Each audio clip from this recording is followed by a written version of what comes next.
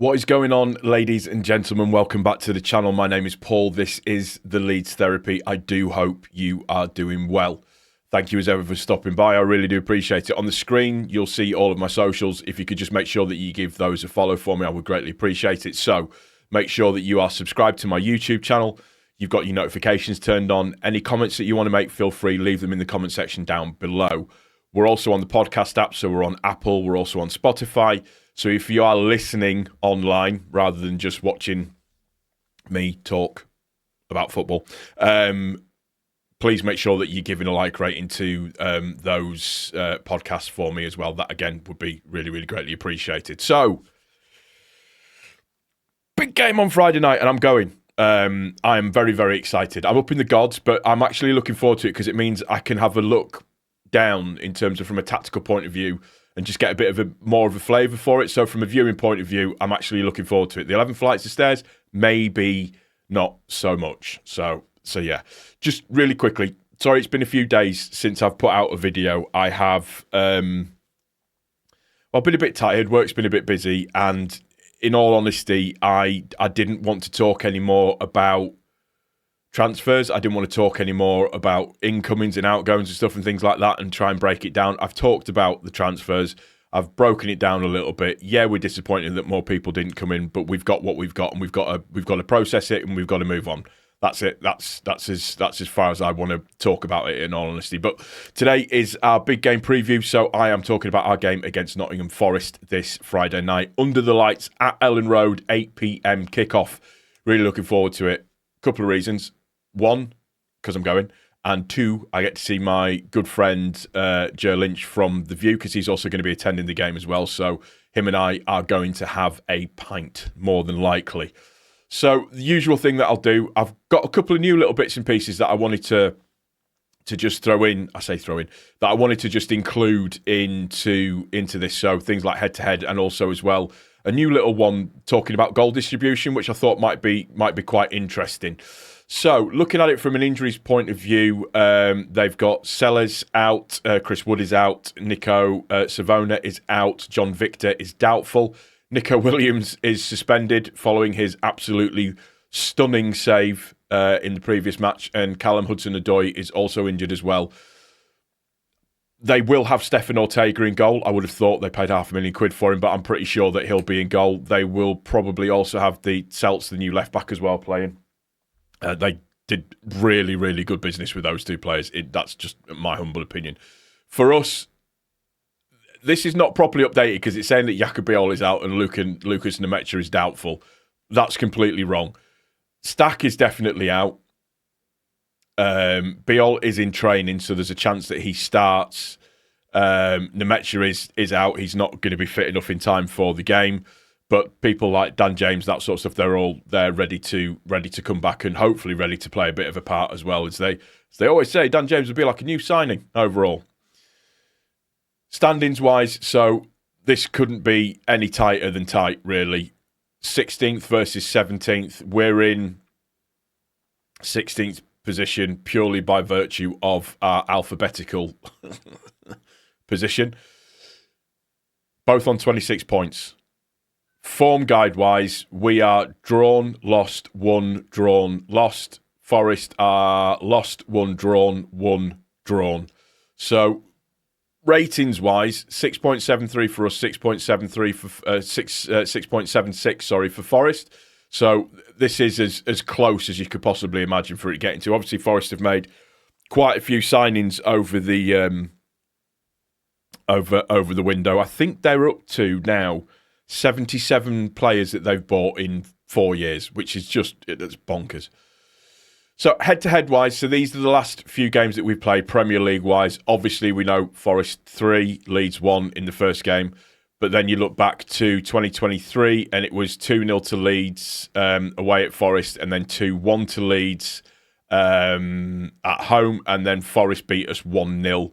5th of 2nd, 2023. So that's the head-to-head overall there. So it is kind of, hang on, that's 3. Hang on, I can't do maths. 3-2, I want to say, I think. I can't do maths, but we are where we are. this was the new one that I wanted to have a talk about. So this is goal distribution, and what this shows is basically scored and conceded goals home and away. So if you look at the bottom of this, you've got 0-0, 15 minutes, 30 minutes, 45, 60, 75 and 90 in here. So when Leeds are at home, they have scored in the 5th, 1st, 10th. Sorry, they've scored in the... Well, no, I've got that completely wrong. So 5 goals before 15 minutes, 1 goal between 15 to 30, 10 goals between 30 to 45, 4 goals between 45 to 60, 5 between 60 to 75, and then scored 6 in 90 plus. Conversely, when you look at what Forest have conceded, it's interesting to note that Forest tend to concede a lot of goals just before half-time and right at the end of a game. So they have conceded 22 goals just before half-time, or that period before half-time, 30 to 45 minutes, and then 75 to 90 minutes. The other one below is away, so that just tells you just in terms of sort of where they are. So for just like a little statistic, and apologies, it probably sound a little bit jittery, but I just wanted to give that little piece of information. For us, which is the slightly annoying thing, we have conceded a lot of goals in the final sort of 75 to 90 minutes to 12 overall, whereas Forest, from a scoring point of view, they generally tend to score either early or just as the second half starts. It's just, to me, that's just an interesting stat. That it just shows something that's quite interesting, and I think that's something that we need to look at. Is that, you know, the 22 goals that have been conceded between 30 and 45 minutes and 75 and 90 minutes. I think that's something that we can maybe, hopefully, take advantage of. Insights-wise, so Leeds sit 16th but rank 11th in the XG table. We're now underperforming our expected points by 8. We've conceded 42 goals despite an XG against of just 34.76. So that's actually 7 more than expected. Thank you very much, Arsenal. Leeds have lost just twice in their last 11 Premier League matches, and Leeds won all 4 Premier League night matches at Ellen Road this season. Please, God, let that continue.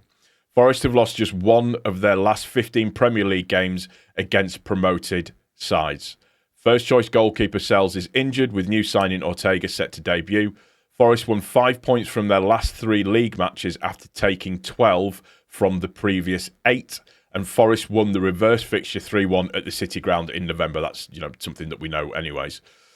So, highlights in terms of overall. So, for Leeds, 24 matches, 31 goals. We average 1.3 goals per game. We've conceded 42, 4 clean sheets only, 15 assists, and 45.7% possession. Conversely, for Forest, 24 matches, 24 goals scored. Their goals per game ratio is 1.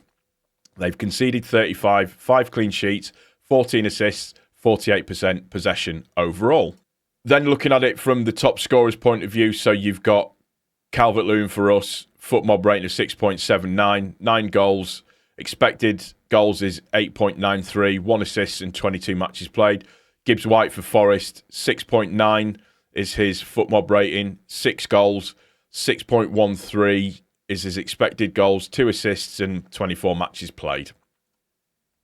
Featured players, don't know why I'm doing this, because Stack isn't playing, which just makes this annoying. But this just gives you an idea in terms of play-wise. So in the last game, Stack got 7.4, Elliot Anderson got an 8.1. But overall, from a statistical point of view, Stack was a lot stronger overall, which just makes a mockery of the point-scoring system, because if you get an assist or something to that effect, it really, really, really boosts your overall rating. So, yeah, you can make of that one what you will. Our top players, so we've got Stack is the top player, he's not playing tomorrow. Ampadu, Longstaff, Biol and Aronson are our other top players. And then conversely for Nottingham Forest, you have Elliot Anderson, Sangare, Murillo, Williams, who isn't going to be there because of his fantastic last gap save, and Morato as well are their top players overall. So going into a little bit more detail about Forest. So their goals per game is 1. They've scored 2 out of 2 penalties, no free kick goals, 22 goals from inside the box out of 179 chances, 2 goals from outside of the box out of 103 chances, 5 left-footed and 14 right-footed goals, 5 headed goals, 1.5 big chances per game. They miss pretty much one of those chances per game, in and around 12 shots per game, 3.7, so 4 shots on target per game, 4 off target, 4 block shots per game, 7.5 successful dribbles, 5 corners per game, 11.5 free kicks per game, 5 hit the woodwork, and 22 counter attacks. Passes wise, mentioned it before, 48% possession, 345 accurate passes, 163 in own half, 183 in their half, 16.6 accurate long balls, and only 4.4 accurate crosses. Defending wise, 5 clean sheets. They concede 1.5 goals per game, 17 tackles per game, 8 interceptions per game, 25 clearances per game, 2.5 saves per game, 47 ball recoveries, 21 errors leading to shots. 6 of those have led to a goal. 5 penalties committed, 5 have been scored, 3 clearances off the line, and 5 last man tackles. The other little bits and pieces, duels won per game, 50.3, which is around about half of their duels, 35.6 ground duels won, and 14.7 aerial duels won. So that might be something to target, is the aerial duels side of things. This could be a good game for DCL. They lose possession 133 times per game, throw-ins per game, 20. 8 goal kicks per game, 1.4 offsides per game. They commit 10 fouls a game, 1.5 yellow cards, and they've had 1 red card so far this season. Looking at who they lined up with in their last game, so you had Gunn in goal, Morato, Murillo, Milenkovic, Aina, I think that's how you pronounce it, Sangare, Anderson, Dominguez, Morgan Gibbs-White, Hudson-Odoi, and Jesus up front. I know it's Jesus. And Jesus up front, I would probably say that you could probably guarantee that Ortega's going to start. They might change up the left back. Obviously, Nico Williams isn't going to be playing either. So it might not be too different from what you see there, but I do think that they will change the goalkeeper over. Now, controversial maybe, but this, if you were to ask me to pick a lineup for this game, this is what I would go for. And I'm slightly torn on the attacking side of things, but I'll get into that in a second. So, Darlow in goal, Rodon, Biol if fit, and Strauch as the back 3, Bogle and Goodmanson as our wing backs. I would go with Ampadu and Tanaka in the middle of the park, just because of the natural the natural ball progression, that Tanaka can give you. Now, 2 in front of them, I would go with Buonanotte and potentially Okafor as well, and have them leading the line off of Calvert-Lewin. So effectively Calvert-Lewin holding up the ball, knocking it down, and Buonanotte and Okafor being able to pick up the loose balls or to just start moves up or just be there to kind of sweep up. For me, that's quite attacking, and that's something that I would really like to see us do. When we're on the front foot, we play so much better. When we're aggressive on the front foot and playing at pace, we play so much better. And then you've got people like Nonto that can come into the side. So you could maybe switch Okafor out for Nonto if you wanted to, but you've got Nonto that can come in, Dan James that can come in. You've got Longstaff that can come in to play as well. You've got Guruev to come in that can shore things up. So I would really like us to properly go for it and get some goals early. This is what when we're at it and really at the races and not trying to play slow is when we play the best football that we play. That's what's really good to see. Like the game against Crystal Palace at home and stuff and things like that. That's what I want to see from this time round. That's going to do it for this one. I do hope you've enjoyed the video. If you have, please don't forget to click the like button. If you are new to the channel, please also subscribe. Turn your notifications on. If you're listening on audio, please give the audio a like rating. Yeah, hopefully when I speak to you again, it'll be in a decent mood. Much love to you all. Take care of each other. Most importantly, please take care of yourself. I'll see you on the next one, guys. Take care. Cheers.